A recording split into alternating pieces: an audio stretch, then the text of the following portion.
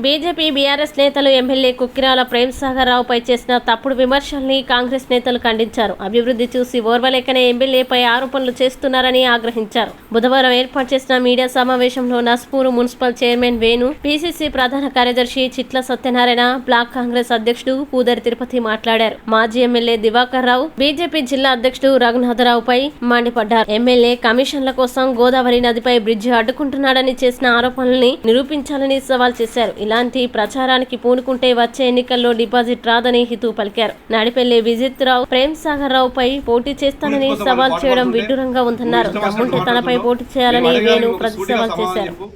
ప్రభుత్వ భూమి కబ్జా చేసిన వాళ్ళను నువ్వు సమర్థిస్తున్నావా?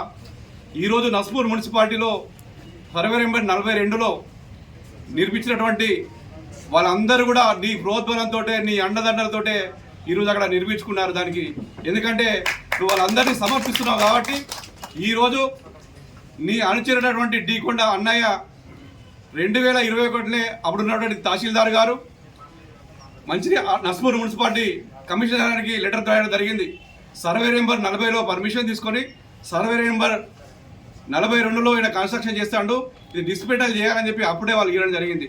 దానిని నీ అధికార బలం, నీ అధికారాన్ని దుర్వినియోగం చేస్తూ నీవు అప్పుడు ఆపి ఆయన నువ్వు ఎంకరేజ్ చేయడం వల్ల నీ ప్రోద్బలంతో 5 అంతస్తుల బిల్డింగ్ కట్టుకోవడం జరిగింది. ఎప్పుడైతే ఇది కరెక్ట్ కాదు, ఇది కట్టుకోవద్దని నువ్వు చెప్తే ఈరోజు ఆయనకు ఆ నష్టం జరిగేది కాదు. అధికారులు తన పని తాను చేసుకుంటూ పోతుంటారు. ప్రభుత్వ అధికారులకు ఎప్పుడు కూడా పెద్దలు ప్రేమ్సాగర్ రావు గారు అడ్డం తగలరు. నీవు అడ్డం తగిలిన కాబట్టి ఈరోజు ఆ పరిస్థితి ఏర్పడ్డది. అధికారులు అనేది వాళ్ళ పనిని వాళ్ళు స్వేచ్ఛగా చేసుకొని ఇవ్వాలి.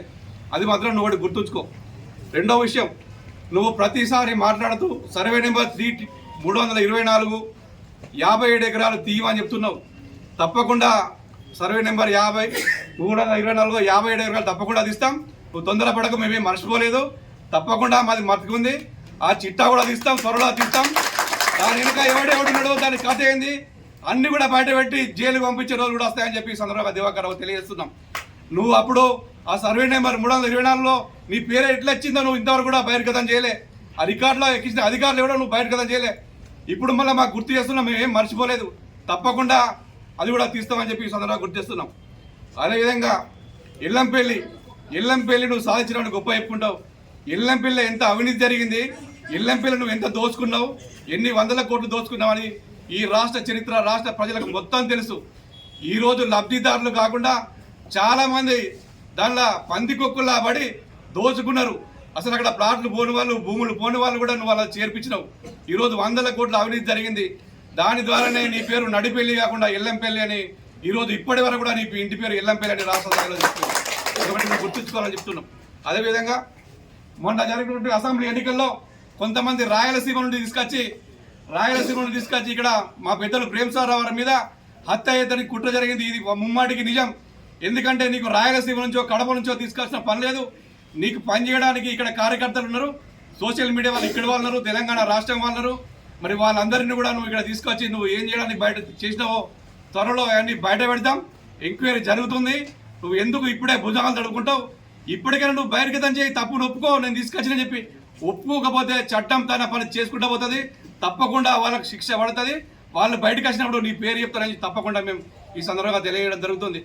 అదేవిధంగా నీ కొడుకు ఈరోజు మంచిర్యాల నియోజకవర్గంలో యువత మొత్తం చెడిపోవడానికి కారణం, తప్పుదారి పడ్డానికి కారణం ఈరోజు గంజాయికి అలవాటు చేసింది నీ కొడుకు విజిత్ రావు.